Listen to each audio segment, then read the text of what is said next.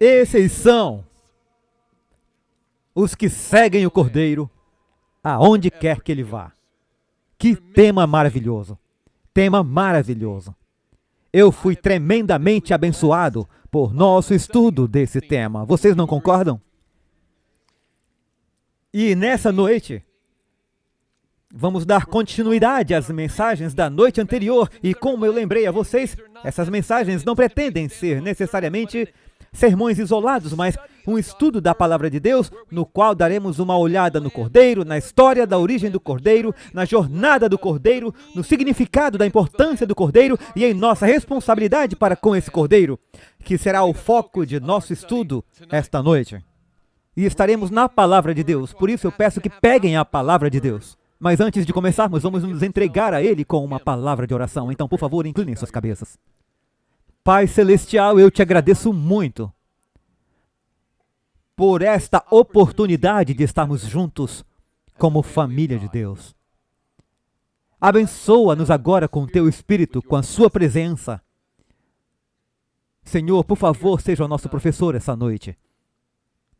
E nos ajude, por tua graça, a nos tornarmos mais parecidos com o Senhor. Em nome dele que oramos, amém. Ao pegarem suas Bíblias, eu os encorajaria a ir para o capítulo 3 de João como ponto de partida para o nosso estudo, capítulo 3 de João, e começamos no verso 22. Mas deixem-me apresentar uma premissa a vocês. Jesus tem um relacionamento curioso com seus seguidores. Pois assim que eles começam a segui-lo, eles o mandam embora. Toda vez que eles se aproximam, ele diz, vá.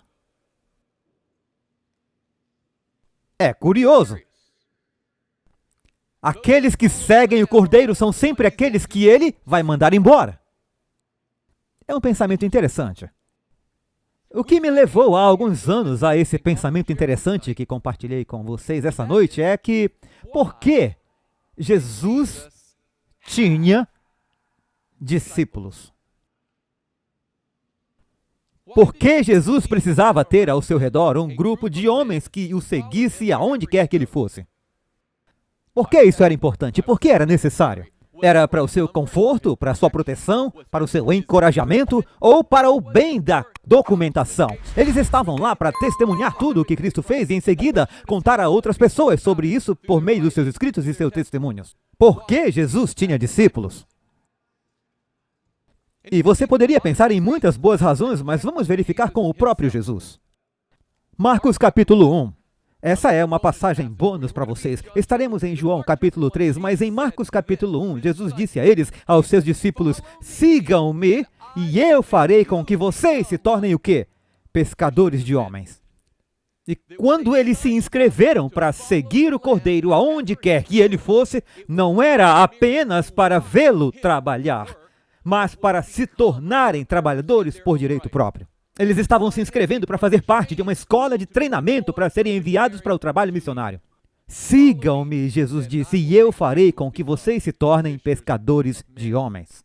Portanto, quando formos para o capítulo 3 de João, como mencionamos, iniciaremos uma breve pesquisa sobre o ministério de Jesus, observando alguns incidentes destacados em que Jesus usa os discípulos como colaboradores no trabalho do ministério, sempre treinando-os, dando-lhes a oportunidade de servir, provavelmente criticando-os e provavelmente ajudando-os e depois enviando-os de volta. Ele dizia, siga-me e depois vá embora.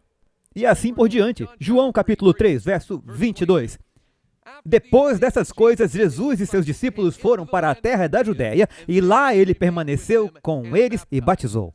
Agora, se essa é a única coisa que temos sobre isso, sabemos que Jesus estava pregando e a outra atividade que Jesus estava fazendo era o quê? Batizando, de acordo com o texto. Batizando. Mas agora vá para o capítulo 4, bem ao lado, verso 1. E quando o Senhor entendeu que os fariseus tinham ouvido que Jesus fazia e batizava mais discípulos do que João, mas aí o verso 2 diz, em parênteses, ainda que Jesus mesmo não batizava. Mas quem? Seus discípulos.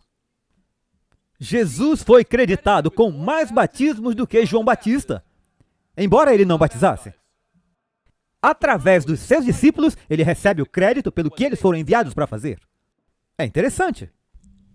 Vamos para o capítulo 11 de João. Vamos ficar no Evangelho de João. Vamos dar uma olhada nos destaques, alguns deles. E há muitos que poderíamos escolher do capítulo 11. Uma história muito conhecida, a morte de Lázaro, a ressurreição, sendo a parte mais crítica da história de Lázaro. E Jesus chega a essa situação e Marta e Maria estão ambas muito, provavelmente, de uma forma muito amorosa, mas muito emotiva, dizendo: Senhor, se você estivesse aqui, nosso irmão não teria morrido. Seus discípulos e as irmãs dele entenderam que se ele estiver doente, se o Senhor fosse até lá, ele poderia ter curado. Mas agora ele está morto há 4 dias. Agora não adianta. Então todos estão duvidando do poder de Cristo. Eles sabem que ele pode curar, mas ninguém acredita que ele possa ressuscitar os mortos. E Jesus disse: ainda bem que eu não estava lá, porque vocês precisavam acreditar. Agora vamos lá. E é claro, Tomé disse: vamos para que possamos morrer também. É sempre bom ter pessoas encorajadoras em sua vida. Mas eles dizem: se o Senhor estivesse aqui, todos duvidam do seu poder. E Jesus chega à sepultura. E diante dela, aquela pedra. Agora lembrem, todos estão duvidando do seu poder. E esse seria o momento em que ele poderia, flex. Mostrar algo. Vocês acham que eu não tenho poder? Então vejam o que eu consigo fazer com essa pedra. E ele poderia remover aquela pedra de várias formas, certo? Pegá-la e arremessá-la como um disco. Poderia enviar, lasers dos seus olhos e esviscerá-la. Dizer aos anjos para fazerem isso e ela se afastaria magicamente. Só que não, ele se aproxima da pedra e diz: dá para vocês empurrarem? E eles: Senhor, eu sei que tu tens boas intenções, mas já faz 4 dias e eu não disse que se vocês crerem, verão a glória de Deus, movam a pedra. E eles a empurram. Então Jesus chama o homem morto. Vamos às Escrituras, João 11. Jesus fala e ele diz aqui, verso 43, tendo dito isto, clamou em alta voz: Lázaro, vem para fora. E o que tinha morrido saiu amarrado com as mãos e os pés cobertos com roupas de sepultura e o seu rosto envolto em um pano. Então Jesus lhe disse: soltem-no e deixem-no ir. História linda, poderosa. Mas o que eu quero enfatizar nessa noite é que, se você se der ao trabalho de ressuscitar o morto, por que não remover também as roupas da sepultura? Quero dizer, se pensarmos bem, o texto lista as partes do corpo que estão presas, não é mesmo? Diz mãos e pés, não é? Até seu rosto está coberto por um pano. Mas aquele que havia morrido saiu. Você entendeu o enigma? Ele está com as mãos e os pés amarrados e o rosto coberto. Como ele saiu? Quais são suas opções de mobilidade nesse momento? Ele poderia, ficar de lado ou poderia pular, talvez. Seria ótimo, a propósito, as Escrituras dizem que aquele que estava morto pulou da sepultura. Não é o que está escrito. E ele vem, eu acho que o menos digno de todos é e você rola para fora e Jesus: ajudem, desamarrem. Mas se você vai fazer tudo isso, então por que não mover a pedra você mesmo? Por que não desembrulhar o corpo? Por que? Havia um propósito. A irmã White nos dá uma visão aqui. Desejado 535. Cristo poderia ter ordenado que a pedra fosse removida e ela teria obedecido sua voz. Mas deveria ser movida por mãos humanas. Assim, Cristo mostraria que a humanidade deve cooperar com a divindade. E ouça esse princípio. Aquilo que o poder humano pode fazer, o poder divino não é convocado para fazer. O que o poder humano tem dentro da sua capacidade, suas habilidades dadas por Deus, ele não vai fazer por você. Ele disse: eu já o fortaleci para fazer isso. Agora vá você. Ele não disse: agora alguém vá, ressuscite o morto. Não. Ele disse: eu cuidarei disso. Quando vocês moverem a pedra, desenrolarem o corpo, eu farei o milagre. Mas eu preciso que vocês sejam cooperadores. Vão, ajudem, façam algo. Nem me deixem começar a falar sobre ganhar almas, e nem estamos perto do apelo ainda, mas quantas vezes oramos por um milagre quando ele não é necessário? Senhor, se houvesse alguém que pudesse falar com aquela pessoa. Sim, se ao menos eu tivesse um cristão por perto. Sabe, você... Por que estamos sempre apelando para que o poder divino faça o que o poder humano pode fazer? Portanto, vá e faça. Vejamos mais um. Leia Marcos capítulo 6. É uma das minhas histórias favoritas do ministério de Jesus. Depois de um longo dia de pregação e ensino, eles ficaram tão encantados que perderam a noção do tempo e a multidão ficou com fome. Vamos retomar essa história no verso 35 do capítulo 6 de Marcos. Quando o dia já ia longe, os seus discípulos se aproximaram dele, dizendo: esse lugar é deserto e já é tarde. Mande-os embora para que vão às terras e aldeias vizinhas e comprem para si pão, pois não têm o que comer. Agora, eu quero deixar claro que não há nada de imoral, ilegal ou antiético. A sugestão deles não tem nada de ruim. Eles estão com fome, tivemos um longo dia, mande-os embora, eles precisam comer. Tranquilo. Mas Jesus diz, dá para fazer melhor. No versículo 37, ele respondeu, dai-lhes vós de comer. Eles perguntaram, vamos comprar 200 denários de pão e dar-lhes de comer? É isso que o Senhor quer que façamos? Isso é uma grande despesa, é uma logística. Mas ele lhes disse, bem, quantos pães vocês têm? Vão e vejam. Só vão. Mãos à obra. Com o que estamos trabalhando? Avaliem, pensem um pouco antes de tirarem conclusões precipitadas. O que temos em mãos agora? Eu acredito que no verso 38, quando descobriram e disseram 5 e 2 peixes, provavelmente eles voltaram com, nós fizemos, nós fomos e vimos, mas não é o bastante. Então, vamos voltar ao plano A. Mas Jesus olhou e disse, isso é exatamente tudo de que precisamos. Vamos trabalhar. Então, no verso 39, a trama se complica. Então, ele lhes ordenou, vamos detalhar. Ele, nesse caso, é quem? Jesus. Ordenou a eles. Quem são esses eles? Os discípulos, certo? A fazer para eles. Quem é esse para eles? A multidão, o povo, certo? Então, Jesus ordena que os discípulos obriguem a multidão a fazer algo. Agora, isso já é curioso para mim. Quem falou com a multidão o dia todo? Jesus. Então, por que, nesse momento crucial, ele apresentaria alguns intermediários? Tipo, vocês vão lá falar com eles. E qual é a instrução? Qual é a mensagem? O que ele quer que eles façam? Ele disse, façam com que todos eles se sentem em grupos na grama verde. Ok, vamos pensar bem. Então, a mensagem não era simplesmente sentem-se, pois se fosse assim, bastava dizer, tudo bem, todos vocês, sentados. E não levaria mais que alguns segundos para que todos se sentassem. Mas não, ele diz, façam com que todos se sentem como? Em grupos na grama verde. É preciso organizar essa multidão por algum motivo. Depois diz, então eles se sentaram em fileiras. Aparentemente, esses grupos tinham estrutura e ordem dentro dos grupos de centenas e de 50. Portanto, os grupos tinham tamanhos determinados, eram organizados de uma certa maneira. Isso levará um minuto. Agora, depois da organização em grupos, fileiras, centenas e 50, então lemos no verso 41, quando ele pegou os 5 pães e os 2 peixes, olhou para o céu, abençoou e os partiu, dando-os aos seus discípulos para que os colocassem diante deles, dividiu os 2 peixes de modo que todos comeram e ficaram saciados.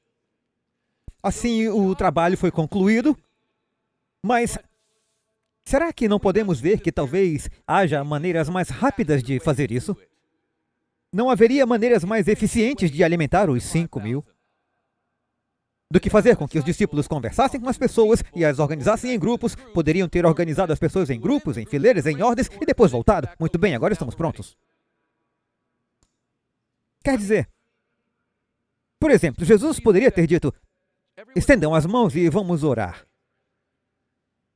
Quando ele dissesse amém, comida nas mãos de todos. Não seria mais rápido? Claro! Na verdade, poderia ter sido ainda mais rápido. Ele não poderia colocar a comida direto no estômago. Certo? Tipo, quando ele dissesse amém, é como se... Ou mesmo, que gosto bom! Ele teria feito isso em segundos. Mas em vez disso, ele faz esse tedioso: tudo bem, vocês vão conversar com eles, organizá-los, e depois que estiverem em grupos, certifiquem-se de que haja um líder e um sublíder. Por quê? Porque ele estava ensinando uma lição importante. Ouçam isso, o Desejado, página 369. No ato de Cristo de suprir as necessidades materiais de uma faminta massa de povo, está envolvida profunda lição espiritual para todos os seus obreiros. Quando eu prego essa mensagem, eu gosto de intitular o sermão Quem Alimentou os 5.000? Foi Deus quem alimentou os 5.000? Foi. O filho não orou para ele e ele... Sim. Mas Jesus não os alimentou? Sim. Mas não foram os discípulos que alimentaram os 5.000? Sim. Vejam isso. Mais uma vez, no ato de Cristo de suprir as necessidades materiais de uma faminta massa de povo, está envolvida profunda lição espiritual para todos os seus obreiros. Cristo recebeu do Pai, passou-os aos discípulos, eles o entregaram à multidão. E aqui ela adiciona mais um passo. E o povo uns aos outros.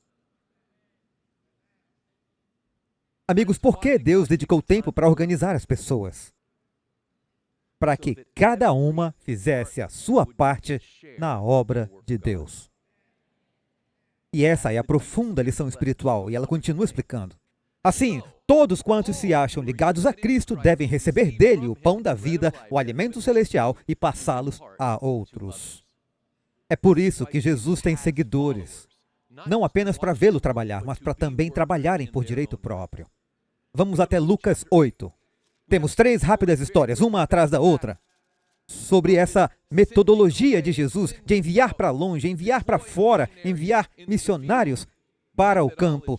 Lucas capítulo 8.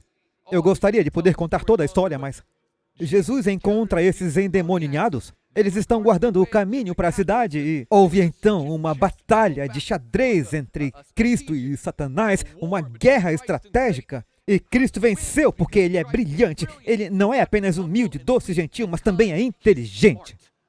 Nós servimos a um Salvador sábio, brilhante e estratégico. E Jesus vence o dia, expulsa os demônios e manda para os porcos. Isso chamou a atenção de todos. E os pastores de porcos correram para casa e contaram às pessoas tudo o que Jesus havia feito, inclusive o que aconteceu com os homens possuídos por demônios. E a Bíblia descreve tudo. Então toda a aldeia veio ao encontro de Jesus e lhe implorou que partisse. Eles não queriam nada com Jesus, estavam tristes por causa dos porcos, com medo dos homens possuídos por demônios. Eles não entendiam o que houve, na verdade simplesmente disseram vá. Quando Jesus estava entrando no barco, os pobres endemoniados disseram: espere, acabamos de te conhecer. Nós queremos ir contigo, nós queremos ser teus seguidores. Lucas capítulo 8, verso 38. O homem de quem haviam saído os demônios suplicava-lhe que o deixasse ir com ele. Mas Jesus o mandou embora. O quê? Se você estudar a história, verá que há 3 súplicas diferentes. Os demônios imploram a Jesus para entrarem nos porcos. Ele diz: ok, vão. Os moradores da cidade pedem para Jesus ir embora. E ele diz: ok, eu vou. Então o ex-demônio diz: Senhor, deixe-me ir contigo. E pela primeira vez no dia, Jesus responde: não. Ele diz, não, vá embora. Mas não apenas para longe de mim, mas para eles. Eu estou lhe enviando para uma missão especial, porque o problema é o seguinte. Eles estavam tão amedrontados que nem ouviram Jesus. Mas ouvirão você. Vamos pensar sobre isso por um minuto. Aparentemente, no próprio ministério de Jesus, havia pessoas que não ouviam o próprio Filho de Deus, mas ouviam esses caras. Eu já perdi as contas de quantas vezes já ouvi, se o Mark Phelan estivesse aqui, ou se pelo menos esse pregador, ou se aquele pregador, se... Talvez eles não os ouçam, mas ouvirão você. Deus está buscando o trabalho individual de cada parte do corpo de Cristo. Observem isso. Ele os diz o que fazer. Verso 39. Volte para sua casa e conte as maravilhas que Deus fez por você.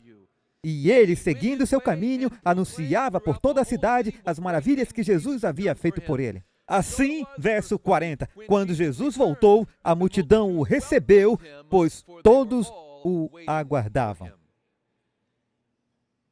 O desejado 339 e 340 fala sobre Jesus mandando-o embora. E você poderia pensar, eu entendo que isso é útil para Jesus estrategicamente, mas não os distancia de Cristo. Quer dizer, eles acabaram de conhecê-lo, eles nunca passaram mais do que um dia com ele. Provavelmente o período da tarde era todo o tempo que eles dispunham. Não seria melhor para eles se ficassem perto de Jesus? Ouçam isso.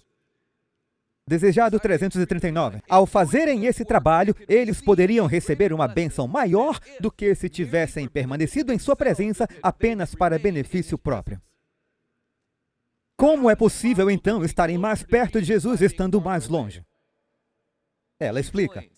Quando trabalhamos para divulgar as boas novas da salvação, é que nos aproximamos do Salvador. Se você quiser estar perto de Jesus, Ele o mandará embora. Ela continua explicando. Só por poucos momentos tinham esses homens tido o privilégio de escutar os ensinos de Cristo. Nenhum dos sermões de seus lábios lhe cairia jamais ao ouvido. Não podiam ensinar o povo como os discípulos que se achavam diariamente com Cristo estavam no caso de fazer, apresentavam, porém, em si mesmo o testemunho de que Jesus era o Messias. Podiam dizer o que sabiam, o que eles próprios tinham visto e ouvido e experimentado do poder de Cristo. É o que a todo aquele cujo coração foi tocado pela graça de Deus é dado a fazer.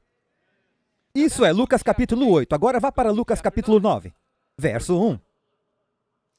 Em Lucas 8 ele os manda embora. Agora em Lucas 9, verso 1. Então ele reuniu seus 12 discípulos e lhes deu poder e autoridade sobre todos os demônios, bem como para curar doenças, enviou-os a pregar o reino de Deus e curar os enfermos. E funcionou, é claro. Agora vamos para Lucas 10, verso 1.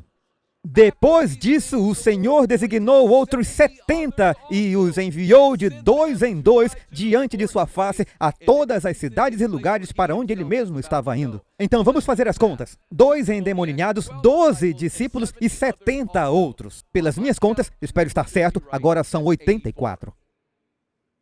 Agora, eu não estou dizendo que há algum número místico por trás desse número, mas 84 é muita gente. Mas é como se quiséssemos segui-lo. Ótimo, agora vá até lá. Vocês 2 vão para cá, os 12 para ali e os 70 vão para lá. Jesus era uma escola de treinamento viva e pulsante para os obreiros cristãos. Ao seguir Jesus, ele dizia, vou transformá-lo em pescador de homens. Espera-se que cada membro da Igreja de Deus seja um missionário em sua causa. Ele explicava qual era o seu pensamento. Verso 2 de Lucas, capítulo 10. E ele disse, a seara é realmente grande, mas os trabalhadores são poucos. Portanto, rogai ao Senhor da seara que envie obreiros para a sua seara. Mais uma vez, comentando sobre isso, encontramos em Atos dos Apóstolos, página 32. Quando ele enviou os 12 e depois os 70 para proclamar o reino de Deus, ele estava ensinando-lhes o dever de transmitir aos outros o que lhes havia sido revelado. Agora ouça. Em todo o seu trabalho, enquanto do seu trabalho, todo o seu trabalho, ele os estava ensinando, ouçam isso, trabalho individual, fosse ampliado à medida que seu número aumentasse e, por fim, chegasse aos confins da terra. Em todo o seu trabalho, ele tinha um objetivo em mente. Eu estou treinando um grupo inteiro de trabalhadores para que quando eu for para o céu, eles permaneçam na terra, eles trabalhariam juntos e voltam a se encontrar quando Jesus retornar. E observem que o trabalho individual não foi um passo... Não posso dizer, você pensa, bem, é claro que eles precisavam de trabalho individual naquela época porque não havia muitos deles. Não havia uma estrutura de igreja organizada e não havia internet, então como presumimos às vezes, o trabalho individual é bom como uma medida provisória, até que se possa construir uma grande igreja, ter uma grande organização ou iniciar um ministério de mídia. E eu louvo ao Senhor pela organização, pelas igrejas e pela mídia, mas nada disso substitui o trabalho individual. Para que esse trabalho individual fosse ampliado, ela diz. À medida que o número deles aumenta e, por fim, chegamos aos confins da terra. Amigos, não é de se admirar que o mandamento final de Cristo possa ser resumido em uma única palavra de 3 letras: vão. Depois de ressuscitar dos mortos, quando estava deixando essa terra, ele disse a eles, Mateus capítulo 28, verso 18 a 20, toda a autoridade me foi dada no céu e na terra. Vão, portanto, e façam discípulos de todas as nações, batizando-os em nome do Pai, do Filho e do Espírito Santo, ensinando-os a guardar tudo o que eu vos tenho mandado, e eis que eu estou convosco todos os dias até a consumação dos séculos. Quando vocês forem, eu estarei com vocês. Mas vocês vão. Marcos resume isso ainda melhor.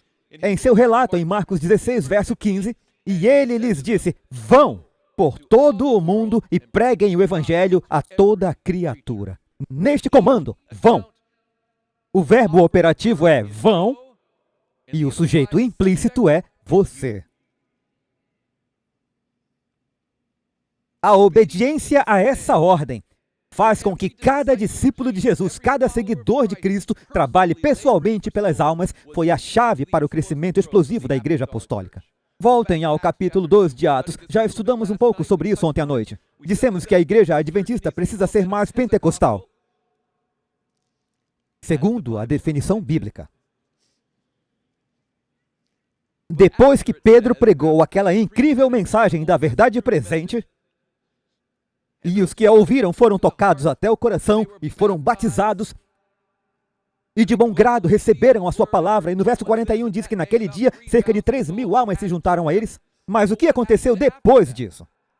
Diz que eles continuaram firmes na doutrina dos apóstolos, na comunhão, no partir do pão e nas orações. E fala sobre como eles tinham todas as coisas em comum e dividiam suas posses, as vendiam. E continua no verso 46, eles se reuniam diariamente no templo. A propósito, o texto não diz que eles se reuniam semanalmente. Eles não iam à igreja no sábado apenas para fazer como manda o figurino, ir à escola sabatina, ao culto e saíam para almoçar. Aparentemente, para essas pessoas, a vida na igreja durava a semana inteira. E a igreja era o centro de sua experiência com Cristo. Elas trabalhavam juntas para a edificação do reino de Deus. Assim, continuando diariamente de comum acordo no templo e partindo o pão de casa em casa, elas comiam com alegria e simplicidade de coração, louvando a Deus e tendo o favor de todo o povo. E como resultado, o Senhor acrescentou à igreja com que frequência? Diariamente, aqueles que estavam sendo salvos. Achamos que 3.000 almas foram acrescentadas em Atos capítulo 2. Isso não é totalmente exato. 3.000 foram só o começo. E através delas, outras foram acrescentadas todos os dias, à medida que elas se estendiam no ministério pessoal. Fascinante. Você vê isso em Atos capítulo 6, capítulo 7, quando a igreja começa a crescer e todos olham para os apóstolos. A propósito, vamos até Atos capítulo 6. Começando no verso 1. Diz, ora, naqueles dias, multiplicando-se o número dos discípulos, houve uma queixa. Às vezes eu brinco dizendo isso foi quando se tornou uma igreja oficial. Porque houve reclamação. E qual era a questão? Era uma queixa contra os hebreus, porque as viúvas não recebiam o que precisavam diariamente. Se tivéssemos tempo para estudar o assunto, eu lhes mostraria em Atos capítulo 2, aquele espírito de beneficência, eles davam a qualquer pessoa que tivesse necessidade.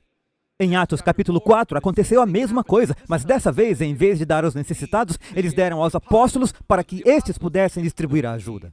Mas em Atos capítulo 6, as pessoas estão reclamando porque não estão recebendo o que precisam. E surgiu uma reclamação. Aparentemente, a reclamação era contra os apóstolos por não estarem fazendo o seu trabalho de distribuição e cuidado dos membros de forma eficaz e justa como deveriam. Daí vem a reclamação. Verso 2.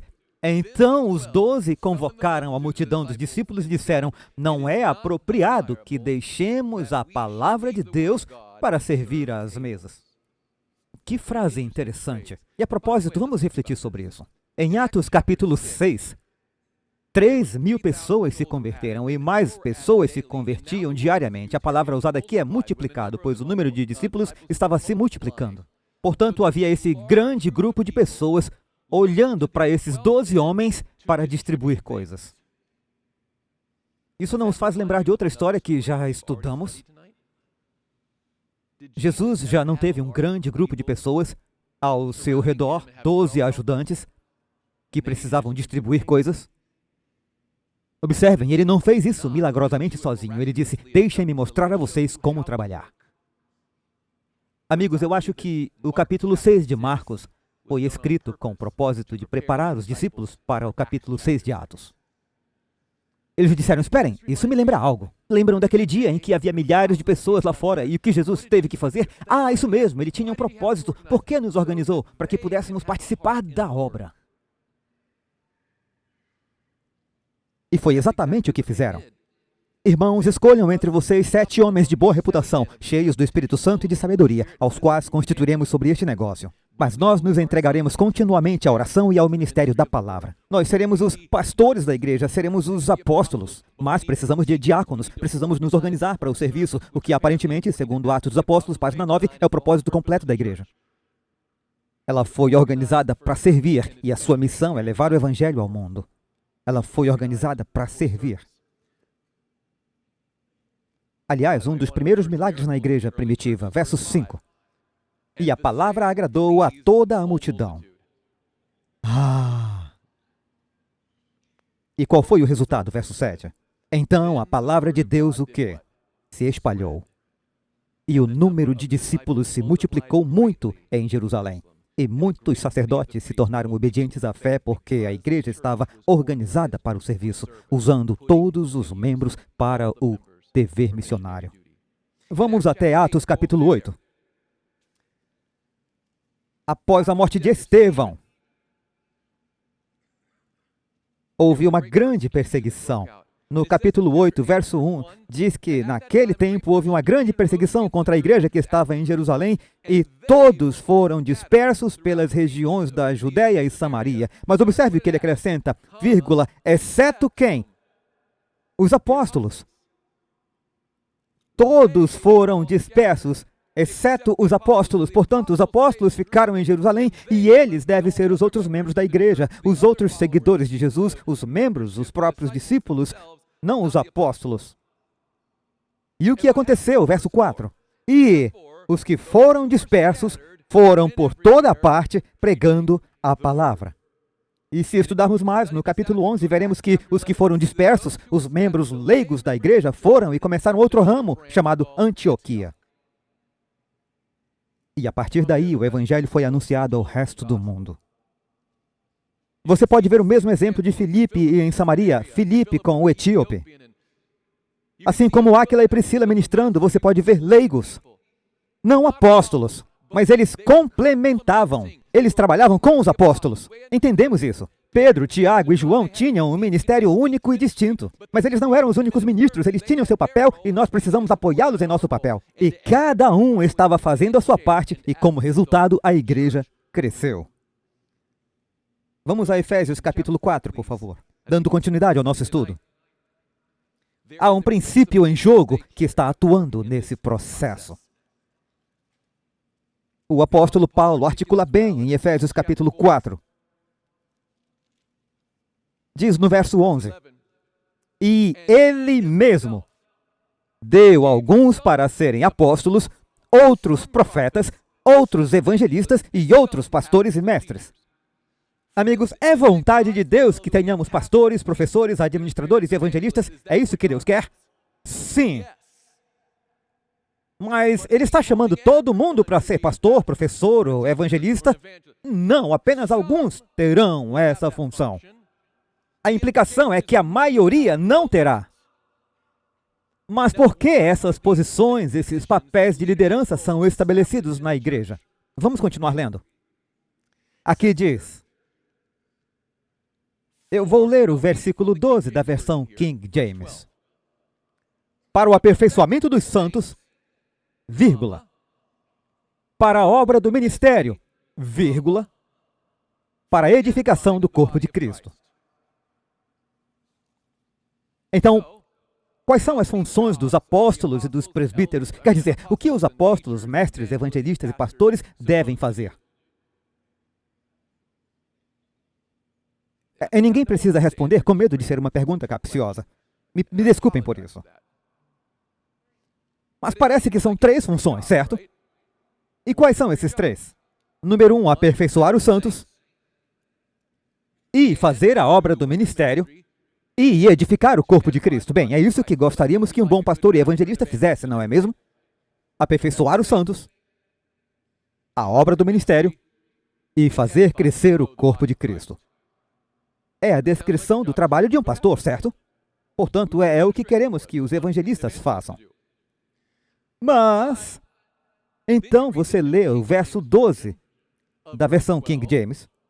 Aqui diz, para o aperfeiçoamento dos santos, para a obra do ministério, vírgula, para a edificação do corpo de Cristo. Ou quantos trabalhos agora? Aparentemente só 2. Equipar os santos para o ministério e edificar o corpo de Cristo. Agora temos 2 descrições de trabalho ao invés de 3. Mas a trama se complica ainda mais quando lemos a Nova Versão Internacional. Não façam isso, esperem. Equipar seu povo para o serviço, para que o corpo de Cristo seja edificado. Agora temos apenas uma tarefa: preparar as pessoas para o ministério, para que o corpo seja edificado. Bem, agora temos um enigma com a tradução da Bíblia.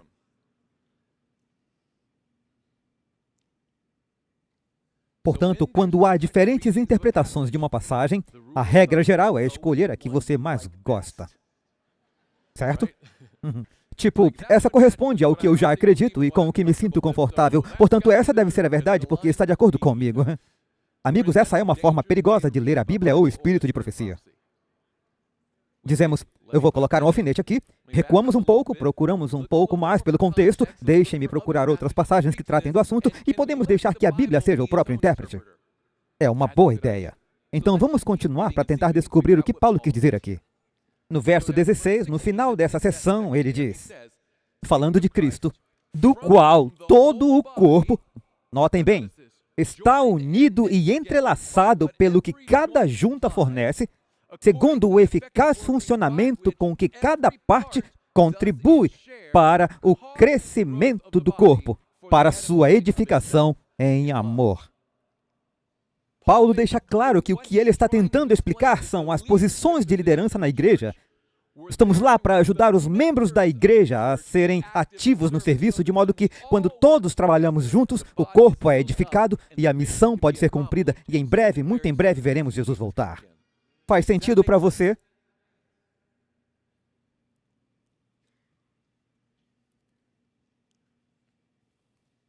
A mesma expectativa que Deus tinha para a igreja apostólica, Ele tem para a sua igreja remanescente hoje.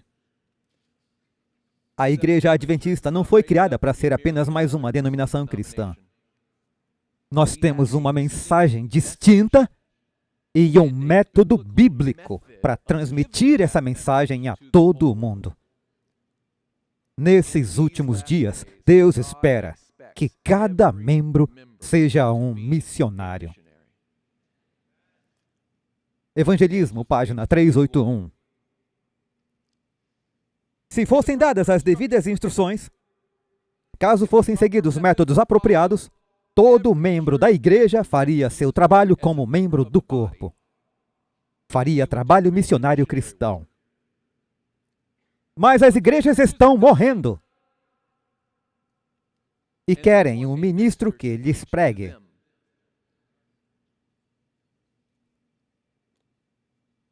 Uma pausa por um segundo. E vamos refletir sobre essa inspiração. Ela diz que as igrejas estão morrendo e acham que o que os trará de volta à vida é ter uma pregação melhor, melhores pastores, melhores evangelistas que preguem para eles. Isso, o que vai mudar essa igreja são melhores... Eu quero deixar claro que precisamos de bons pastores, professores, evangelistas e de boa pregação. Mas parece que essa não é a solução para o nosso problema. Mais uma vez ela diz, se a instrução adequada fosse dada, se os métodos adequados fossem seguidos, cada membro da igreja faria seu trabalho como membro do corpo, ele faria o trabalho missionário cristão, mas as igrejas estão morrendo. Mas querem ministros para pregar para elas. Agora, a próxima coisa que ela diz, e eu não sei se ela está usando uma hipérbole, ou exagerando para mostrar um ponto de vista. Mas ela usa uma linguagem muito forte aqui, muito incisiva sobre esse problema. Após dizer, as igrejas estão morrendo e eles querem um ministro para pregar para eles, ela continua dizendo, eles devem ser ensinados que a menos que consigam se manter sozinhos, sem um ministro, eles precisam ser convertidos novamente e batizados novamente. Eles precisam nascer de novo. Parece que a dependência de um pastor é motivo para um novo batismo.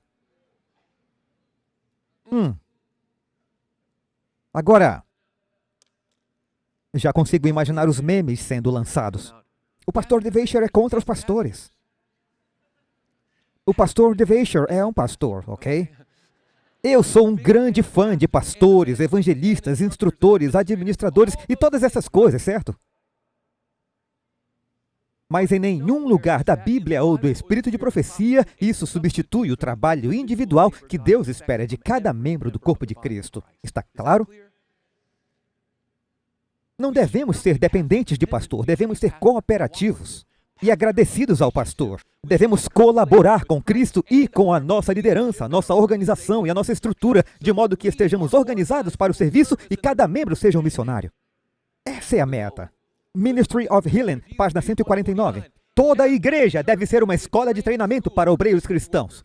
Seus membros devem ser ensinados a fazer leituras bíblicas ou estudos bíblicos, a conduzir e dar aulas na escola sabatina, a ajudar melhor os pobres e cuidar dos doentes, a trabalhar com os não convertidos. Quando você vem à igreja, deveria estar vindo à escola. Não apenas um lugar para se sentir bem ou para receber uma pregação, mas eu quero ser treinado, equipado e enviado para o serviço missionário. Esse é o propósito da igreja. Obreiros Evangélicos, página 352. A obra de Deus na terra nunca poderá ser concluída até que homens e mulheres que compõem a membresia de nossa igreja se unam ao trabalho e unam seus esforços ao dos ministros e oficiais da igreja.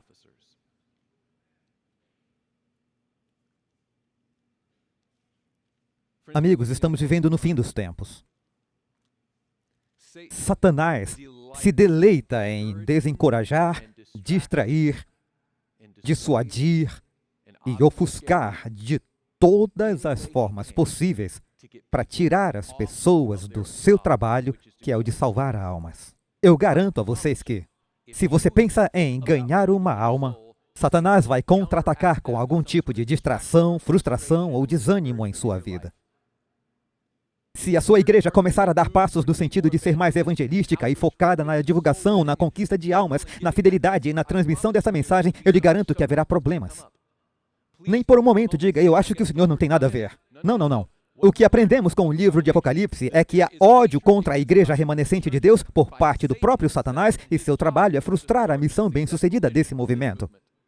Não se surpreenda ao se dedicar ao serviço de Cristo, as coisas se complicarem. Se quando a sua igreja disser, vamos trabalhar juntos de acordo com a Bíblia e o Espírito de Profecia, vamos ser mais pentecostais à maneira da Bíblia. Vamos ganhar almas e pregar a verdade presente. E vamos dar as 3 mensagens angélicas, dar a trombeta a um certo som que Satanás não vai dizer. Eu acho que... tudo bem. Ele vai redobrar seus esforços. Isso só é uma evidência de que você precisa fazer mais. É uma evidência de que algo está funcionando e que Deus está prestes a fazer grandes coisas. Mateus 24. O quadro pintado por Jesus sobre os eventos do fim dos tempos. Começando no verso 11. Vamos começar com o verso 9. Ele diz: então eles o entregarão à tribulação e os matarão, e vocês serão odiados por todas as nações por causa do meu nome. E muitos se escandalizarão, trair-se-ão uns aos outros e se odiarão mutuamente. Então muitos falsos profetas se levantarão e enganarão a muitos. E como a iniquidade abundará, o amor de muitos esfriará. Esse não é um quadro cor-de-rosa dos fins dos tempos. Então ele acrescenta no verso 13: mas aquele que perseverar até o fim será salvo. Haverá um povo remanescente, apesar de todo o esforço de Satanás, que continuará a fazer a obra de Deus e será fortalecido por sua força. E então, qual será o resultado? Verso 14, e esse evangelho do reino será pregado em todo o mundo como testemunho a todas as nações, e os resultados, e então virá o fim. Mantenham essa estrutura em mente. A crise final que está sendo descrita, o movimento remanescente que resistiu até o fim e a mensagem que será levada ao mundo, seguida pela vinda de Jesus. Você vê essa sequência? Vá agora para Apocalipse. Apocalipse 13 descreve esse período desafiador, essa grande crise dos últimos dias, quando a besta do mar e a besta da terra trabalham juntas para liderar o mundo inteiro em oposição ao povo de Deus, fazendo com que todos, pequenos e grandes, ricos e pobres, livres e escravos, recebam uma marca na mão direita ou na testa. É um tempo de grande crise. Mas então, quando o capítulo 14 chega, olhei e vi um cordeiro em pé no Monte Sião, e com ele 144 mil com o nome de seu pai escrito na testa. Eles tentam receber a marca da besta, mas esses têm o selo de Deus. E ele os descreve, como dissemos repetidamente, no verso 4, estes são os que não se contaminaram com mulheres, pois são virgens. Esses são os que seguem o cordeiro aonde quer que ele vá. Esse remanescente nos últimos dias. E o versículo 5 diz, e na sua boca não se achou engano, porque são irrepreensíveis diante do trono de Deus. Portanto, em sua boca não há ilusão, não há falsidade, não há engano. O que sai da sua boca é a verdade, amém? E o que é essa verdade? As 3 mensagens angélicas, veja o capítulo 14, verso 6. E vi outro anjo voando pelo meio do céu, tendo o quê? O evangelho eterno para pregar aos que habitam sobre a terra, a cada nação, tribo, língua e povo, dizendo com grande voz, temei a Deus e dai-lhe glória, porque é chegada a hora do seu juízo, e adorai aquele que fez o céu e a terra, o mar e as fontes das águas. Você tem a grande crise descrita, mas tem os fiéis de Deus no final. Você tem o evangelho indo ao mundo, e aqui você vê novamente, mas dessa vez é especificamente o evangelho dos últimos dias. Não apenas o que Cristo fez no passado, mas o que ele está fazendo agora e em breve fará no céu oriental. Esse é o Jesus que está se sentando para julgar, que está intercedendo por seu povo e que em breve será o Rei dos Reis e Senhor dos Senhores. E ele tem a mensagem sendo transmitida ao mundo por meio dos seus mensageiros desse movimento final do advento. E qual é o resultado? Verso 14. Então olhei, e eis uma nuvem branca. E sobre a nuvem estava um sentado ao Filho do Homem, que tinha na cabeça uma coroa de ouro, e na mão uma coroa de ouro, e na mão uma foice afiada. É um retrato da vinda de Jesus. Amigos, Apocalipse 13 e 14... é simplesmente uma expansão de Mateus 24, um retrato do tempo do fim. A crise final, o povo remanescente de Deus, o evangelho vai para o mundo e então virá o fim.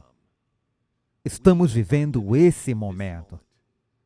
Nem por um momento desanime, se distraia, desista da missão que Deus colocou em seu coração. Satanás está em guerra com essa igreja, mas maior é aquele que está em você do que aquele que está no mundo. Jesus não é apenas o tempo passado, ele é o tempo presente, ele é o autor e consumador da nossa fé, e se olharmos para Jesus, ele nunca nos decepcionará. Esse navio está passando, o que você diz?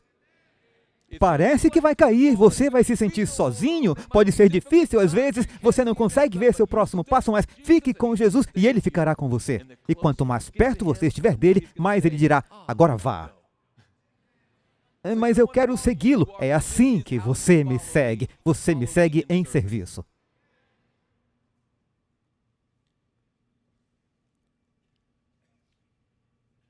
Apocalipse 22. Vamos aterrissar, amigos, mas eu quero ter certeza de que isso está claro. Na última página do último livro, lemos esse poderoso convite. Apocalipse 22, verso 17. E o Espírito e a noiva dizem o quê? Vem.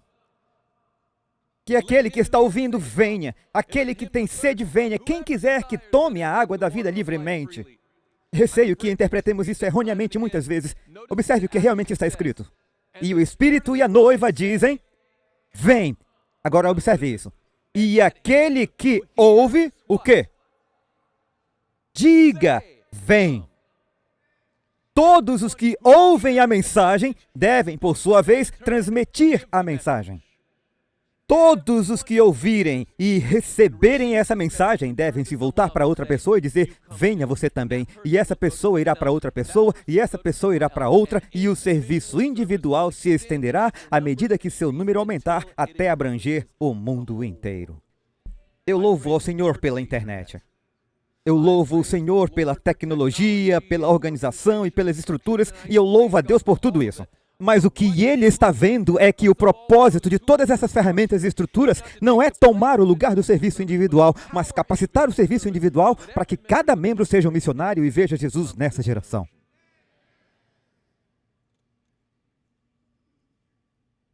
Jesus tem um relacionamento curioso com seus seguidores. Ele sempre os manda embora. Amigos, se você se comprometeu a ser um daqueles que seguem o Cordeiro onde quer que ele vá, saiba, com certeza, que Ele o está enviando para ganhar almas. Ele não está apenas nos enviando. Numa comissão, sempre que começamos a fazer alguma coisa, ela nunca termina. Ele está te enviando. Ele está me enviando. E eu não sei como Ele o enviará, mas eu sei que Ele o fará. E eu posso dizer que uma das coisas que Cristo provavelmente está cansado é de pessoas que vão à igreja dizendo ser seguidores de Jesus, louvando o nome dele, cantando as músicas, mas nunca saem para ganhar almas. Imagine se você fosse até a casa de alguém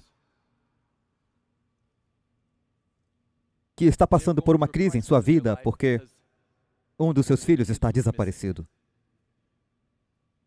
E quando você fosse até a casa, você elogiasse a paisagem e como o interior da casa era aconchegante. Ah, isso é minimalista. Ei, eu gosto disso, isso é pallet. Que comida gostosa, como é que você faz? E você só fala sobre como eles são sábios e que bom trabalho eles têm, que boa seleção de automóveis eles têm, e você amou visitá-los. Como as pessoas se sentiriam? Quer dizer, eu aprecio tudo isso, mas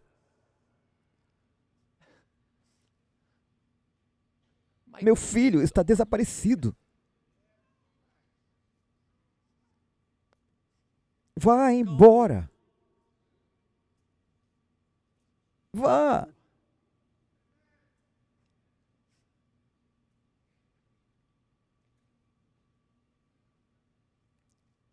Se você está determinado, comprometido em seu coração a ser um seguidor de Jesus Cristo, essa noite Ele está lhe dizendo para ir. E eu não sei o que isso significa para você, mas eu sei que para mim eu estou determinado a dizer até os meus ossos que eu irei aonde o Senhor quiser que eu vá. Pode não ser na encosta da montanha, ou sobre o mar tempestuoso. Talvez não seja na frente da batalha que o meu Senhor precise de mim. Mas se por uma voz mansa e delicada Ele me chama a passar, eu não sei. Eu responderei, querido Senhor, com a minha mão na tua, eu irei para onde o Senhor quer que eu vá. Parábolas de Jesus, página 300.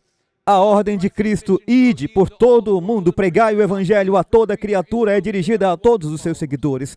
Todos os que são chamados à vida de Cristo o são também para trabalhar pela salvação do próximo. Seu coração palpitará em harmonia com o de Cristo. A mesma paixão que ele sentiu pela humanidade será manifestada neles. Nem todos podem preencher o mesmo lugar na obra, mas há lugar e trabalho para todos. Hoje eu quero fazer um apelo muito claro e incisivo. Se você entende que, como seguidor de Jesus, isso significa que você será um ganhador de almas para Jesus, levante a sua mão para confirmar que entende do que estamos falando. Louvado seja o Senhor. Se você quiser se comprometer de forma genérica com isso, pode se levantar. Muito bem. Vamos trazer um funil para dentro. Agora eu vou fazer alguns apelos específicos e bem direcionados. Há alguém aqui essa noite que o Senhor está colocando um peso no seu coração para dar a sua vida no serviço missionário no exterior como missionário de tempo integral. Se esse for o seu caso, por favor, venha até aqui. Não tem problema se não vier ninguém. Mas se o Senhor colocou isso em seu coração para ser o missionário de Jesus, venha à frente. O que o povo de Deus diz? Amém. Agora, não há culpa se você não vier. Pode não ser para você, pode não ser para todos, mas se alguém tiver o desejo de ser um missionário e quiser entregar sua vida a Jesus nesse chamado hoje, venha à frente. Agora, além disso, você pode estar dizendo, bem, eu não sinto que o Senhor esteja me chamando para o serviço missionário no exterior, mas eu estou sendo chamado, eu vejo que o Senhor está me chamando para algum tipo de ministério de tempo integral, pastoral, literatura evangelística, o que for, mas se houver algum ministério de tempo integral, desça também. Precisamos de missionários estrangeiros no ministério de tempo integral. Louvado seja o Senhor.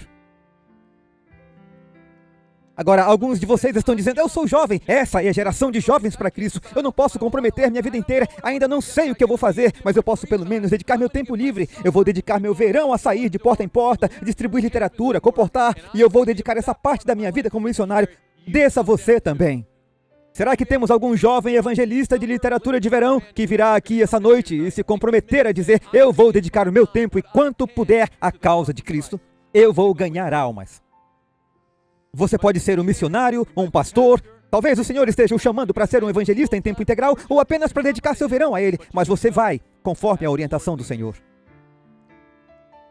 Alguém aqui talvez não tenha um verão inteiro para doar e certamente nem uma carreira inteira pode se desarregar, mas sente que o Senhor o está chamando para pregar uma série evangelista no próximo ano. Existe algum pregador evangelístico que vai se comprometer hoje a pregar as mensagens dos 3 anjos quando voltar para a sua igreja local? Se esse for o seu caso, por favor, venha aqui na frente. Eu quero deixar bem claro o que estamos pedindo aqui hoje. Um missionário estrangeiro, um ministério de tempo integral, um trabalho de verão para jovens, um ministério de meio período como esse, ou apenas uma série evangelística.